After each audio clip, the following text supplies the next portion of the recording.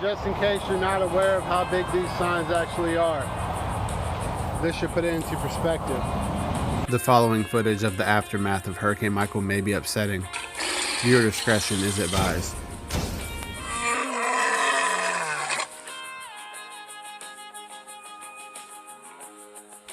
All the folks from Florida through Tennessee been working hard for good old boys like me. I don't want to be the one to tell them. Typhoons and hurricanes are not to be taken lightly. It just feels like the disasters always repeat. These mega storms always come from the east. Disasters are inevitable, unstoppable, and unpredictable. Devastation is one of the worst feelings. So many people lost everything. Honest, hardworking people spent 6 months last year cleaning up debris from Hurricane Irma. Yet, Puerto Rico is still in shambles. Now Hurricane Michael is the worst storm I've seen. 5 miles an hour short of the largest Category 5 storm. Sometimes we have control, sometimes we have to retreat. We can't always have a victory. Every single tree was stripped of almost every single leaf, or the entire tree twisted and snapped off like a twig just above the ground. Mexico Beach, I still pray for their families. Many people are still missing. It really tears me up. This kind of event is something that forces you to be tough. We head through Tallahassee to Mariana, roughly 40 miles short of Panama City. Essentially ground zero and the beginning of disaster relief. There is no hotels for 120 miles. No phone because there's no phone towers. So many people lost their houses, forced to sleep on the pavement next to a military encampment. People don't even have their essential medication. This man traveled to the military encampment. He hadn't had his medication.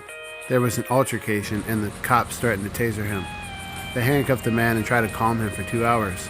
Ambulance, police, military Hummers, MRADs, Weather Channel news anchors, power lines on the ground crossing most intersections. I'm describing this because I'm trying to paint the picture. There's a red glow coming from the woods adjacent. The Panhandle is so devastated. There is no electricity. There isn't even a relief workers' restroom facility. There just isn't anything. The city is under a curfew from 7 a.m. to 7 p.m. Hopefully you have cash because there is no internet, so using a debit or credit card payment is out of the question. Back to the police and the man that had the altercation. After 2 hours of calming him, I noticed a fire in the woods burning. Sort of caught my eye.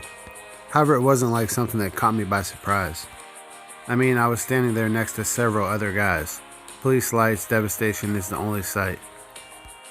Just disaster after disaster. Then it hit me. Fire, fire, fire. I notified the police and they jumped in their patrol cars instantly. This was a burning building. Crazy yet amazing, immersed so deep in disaster. A burning building didn't seem to matter. It wasn't even on anybody's radar. This event in our lives left me with scars. It has a permanent mark on my heart. And now the cleanup, but where do we start? Hurricane Michael was the third most intense Atlantic hurricane to make landfall in the United States in terms of pressure, behind the 1935 Labor Day hurricane and Hurricane Camille of 1969. It was also the strongest storm in terms of maximum sustained wind speed to strike the contiguous United States since Hurricane Andrew in 1992. In addition, it was the strongest storm on record in the Florida Panhandle, and was the fourth strongest landfalling hurricane in the contiguous United States in terms of wind speed. We never know what to expect with the great outdoors. Thank you from the bottom of my heart for all your support. Just 2 clicks on the like and subscribe button means the world. Hopefully we'll see you in the great outdoors.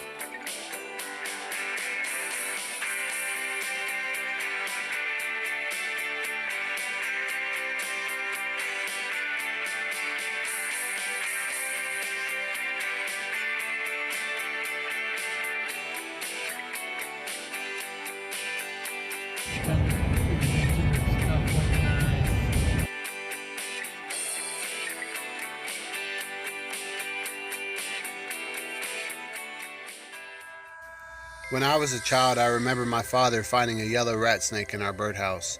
He told me about the circle of life, and through time I learned about the balance of our ecosystems. Every day a new adventure, a new creature, shows like The Crocodile Hunter. It became my goal to catch every species of animal possible. Then YouTube came along and gave me a platform. Now I can share with my subscribers. Thanks for your support. It means a lot to me, the Florida Wildlife Guy.